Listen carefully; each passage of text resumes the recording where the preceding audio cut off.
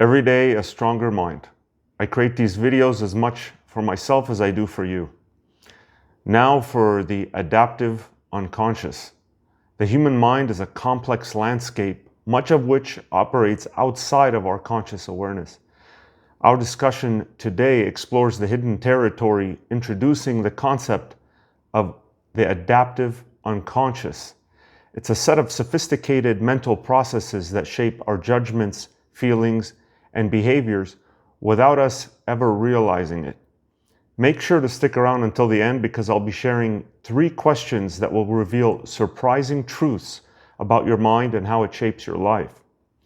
Hey everyone, I'm Henry, and you're watching day 50 of my channel, Henry's Millions, where I discuss psychology, philosophy, mind mastery, and spirituality, helping you unlock the potential of your mind and understand the forces that shape your life. Today's talk is based on the book Strangers to Ourselves, in 2002 by Timothy D. Wilson. It's a great book. Let's dive right in and start by talking about the limits of self-insight.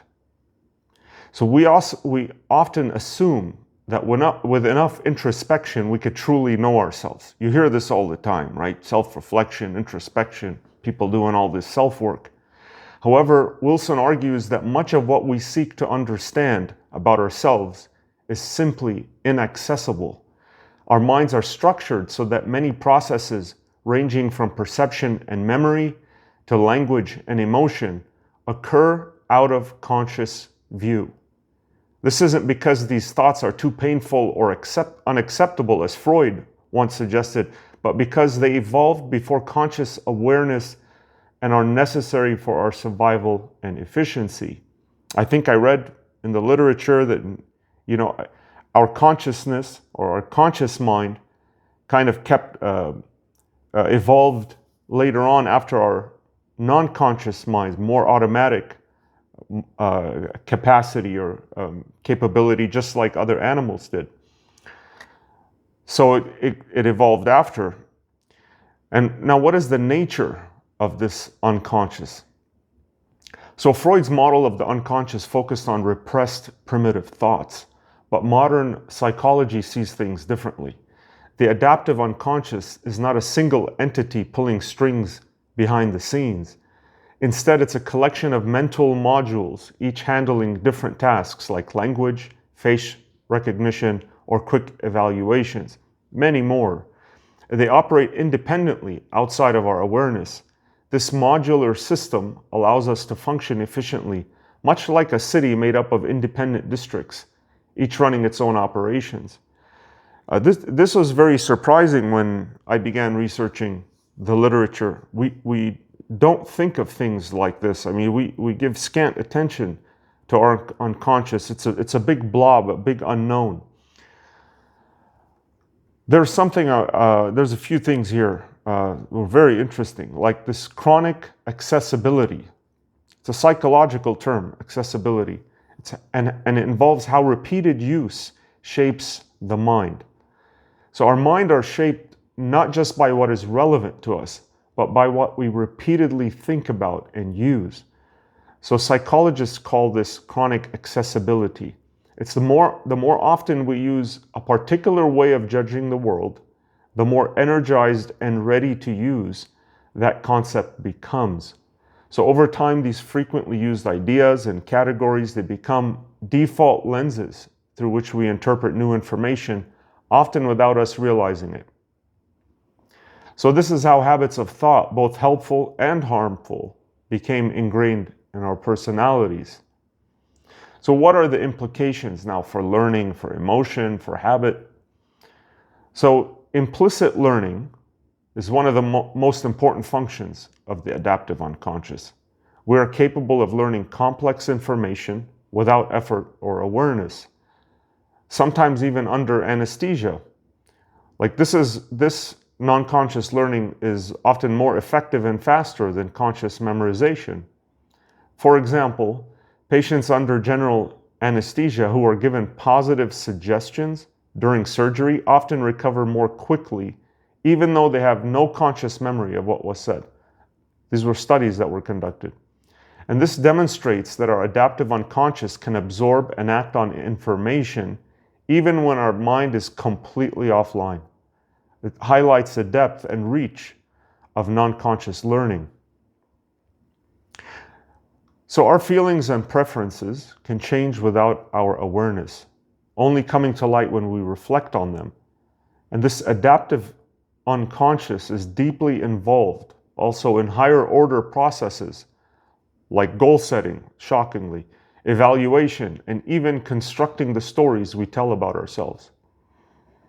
Our self-narrative, the ongoing story we create to make sense of our lives, is shaped as much by these non-conscious processes as by deliberate reflection. So in this way, the adaptive unconscious is a silent partner in authoring who we are. Our adaptive unconscious doesn't just influence how we see ourselves, it also shapes how we relate to others. The patterns we develop early in life, often outside of our awareness, become the blueprint for how we connect, communicate, and even choose partners. For example, if you find yourself drawn to similar types of people or repeating certain relationship dynamics, your adaptive unconscious may be guiding those choices based on past experiences and ingrained habits. I remember we created a video about this weeks ago, about there is no wrong partner. So you might be interested in taking a look at that one later. So what are the limits of this introspection that we talked about, this inner reflection? It's trying to make the unconscious conscious. That's like attempting to read assembly code from a computer program. So it's not how our minds are built.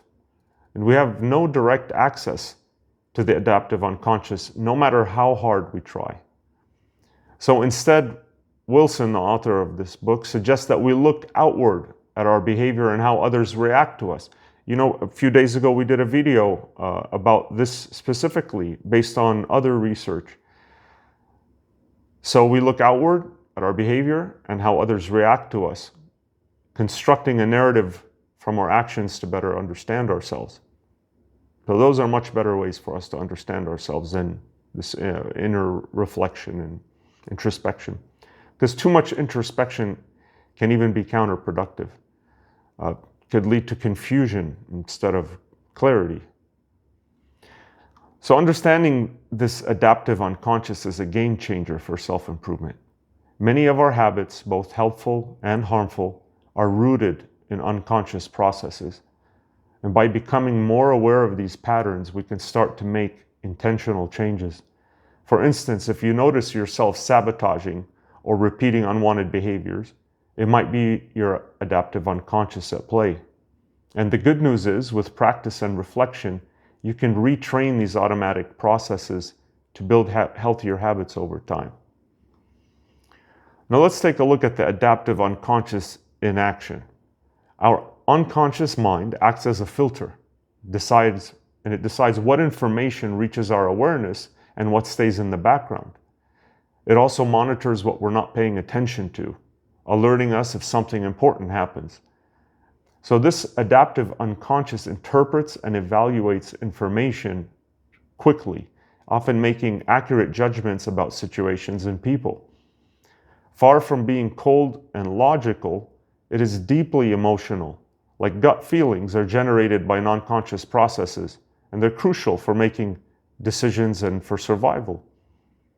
That's interesting. Have you ever thought about where your gut feeling comes from? I mean, you didn't think about it. It's not a conscious thing. You had a gut feeling. Where did that come from? That's exactly what we're talking about here. These non-conscious processes. There's something that Wilson called, or he coined the term, the psychological immune system. He calls it the mind's spin doctor. So the adaptive unconscious doesn't just filter information. It acts as a psychological immune system or spin doctor, working behind the scenes to protect our sense of well-being. It interprets and justifies threatening information in ways that help us feel good about ourselves. And often this is without our conscious awareness. So this metaphor highlights how our minds can rationalize or reframe events to maintain optimism and self-esteem, sometimes at the expense of accuracy. So how does this psychological immune system work? So when you experience something negative or threatening to your self-image, your adaptive unconscious quickly gets to work. It acts as a spin doctor, reframing or rationalizing events so you can feel better about yourself and your situation. And this process is automatic and often invisible to you. Like, I'll share some common mechanisms. Rationalization, or creating logical sounding reasons for outcomes that threaten your self-esteem. Self-justification, convincing yourself that your actions or decisions were reasonable, even if they weren't. Selective memory, remembering events in a way that casts you in a better light. And also deflection, blaming external factors for failures or disappointments. These are 4 things that your adaptive unconscious is doing. These are automatic. You could do them consciously, but a lot of the time they're done unconsciously. The thought arises, or the feeling. So while this system helps us cope, it's important to recognize when it might be distorting reality and holding us back from growth. So let's turn to goal setting, because when I first found that out, that was a real shocker, that our unconscious is involved in goal setting. A little bit concerning, but something we definitely need to know more about. So not all of our goals are consciously chosen. That was a big thing for me when I first found out, and the literature proved that to be the case. The environment can trigger goals and direct our behavior without us realizing it. So this efficiency is helpful, but sometimes the unconscious can set goals that we wouldn't consciously choose. So our unconscious mind doesn't just seek accuracy, it also wants us to feel good about ourselves. It could lead to self-deception, but a little self-deception can actually be healthy. It helps us maintain optimism and well-being. And the adaptive unconscious is actively involved in learning, in selection, interpretation, evaluation, goal setting. And the loss of these abilities would be devastating to us.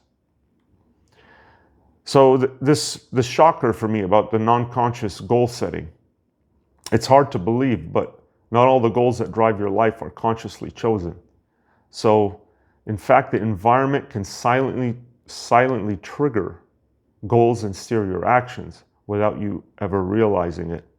So this means you might find yourself striving for things you never deliberately decided on, simply because subtle cues around you activated those goals in your mind. Your adaptive conscious sets goals, shapes your motivation, and even directs your behavior, all beneath the surface of awareness. It's a reminder that sometimes you're not just the author of your goals, you're also the audience, discovering them as you go. That's kind of like the whole concept of the observer, a little different way, but you're observing yourself live and act. And there's a lot that's difficult to accurately explain. You can guess, but accuracy is another matter. For example, imagine yourself walking in a grocery store and you see signs and displays of fresh fruit, vegetables, and messages about well-being. Without realizing it, you find yourself reaching for healthier options, even if you didn't plan to. So the environment has primed your unconscious to pursue the goal of well-being, nudging your choices automatically. Also consider another example, like you're at a family gathering. The room is filled with photos of loved ones and reminders of shared memories. Suddenly you feel more patient, caring, or motivated to connect, even if you arrived there feeling tired or distracted. Or maybe there's a relative you didn't much care for, right? So the environment has unconsciously activated your goal to nurture relationships and be present for others. Another example, like you're at your desk and you see a sticky note with an inspiring quote and about focus, or a picture of someone you admire for their work ethic. Without thinking about it, you find yourself working more diligently or resisting distractions. The visual cue has primed your mind to pursue the goal of productivity. So now what about this matter of accuracy? So the accuracy versus the feel-good conflict, right? Your unconscious, the non-conscious wants you to see the world accurately, but at the same time, it wants you to feel good about yourself, right? So this is the deception, the self-deception. We had a video about that. You might want to check that out later. So a central battleground within yourself is the ongoing conflict between the need for accuracy and the desire to feel good about yourself. The adaptive unconscious is constantly balancing these two motives, and sometimes prioritizing the truth, other times favoring your self-esteem. So how we navigate this internal struggle shapes not only our self-understanding, but also our overall well-being. And a healthy dose of self-deception can be adaptive, but losing touch with reality is also harmful. You might know some people that have lost touch with reality. So the double-edged sword. The adaptive unconscious helps us navigate the world quickly and efficiently, but it's not always accurate. Quick categorization can lead to stereotyping and prejudice. Because so much of our mental life is unconscious, we often don't know how we're sizing up the world, or even the true nature of our own personalities. The conflict between the need to be accurate and the desire to feel good about ourselves is one of the major battlegrounds of the self. And how this battle is waged is central to who we are and how we feel about ourselves. So here are the thought-provoking homework questions. God forbid I should give you any homework. Just some thought-provoking questions, as I promised. So they're intended to deepen your self-awareness and knowledge of your adaptive unconscious. Each question is designed to spark meaningful reflection and personal growth. All right. So the first one is, what is one recurring habit or reaction in your life that you can't fully explain? Where do you think it comes from? The purpose of this question is to encourage you to notice your automatic behaviors and consider their unconscious origins. So if you like, you can replay this and jot these down. I think they'd be very helpful just to spend a few minutes on these later, okay? That was the first question. Second question, when was the last time you tried to understand your own motives or feelings and realized you might be guessing? This is so crucial because in the literature, so many people usually guessed about what the reason was for their feeling or their motives, but they were wrong. It was inaccurate. They were just making guesses. So this is a crucial question here. And finally, the third question, what beliefs or judgments do you find yourself returning to again and again? How might repeated use have made them your default lens? The purpose of this is to help you identify chronic accessibility in your thinking and how it shapes your perception. So remember, every day you and I are building a stronger mind. I hope you have a chance to check out some of my other videos. You're gonna love the next video, maybe a continuation of what we're discussing. So subscribe to be notified when it's ready. Every time.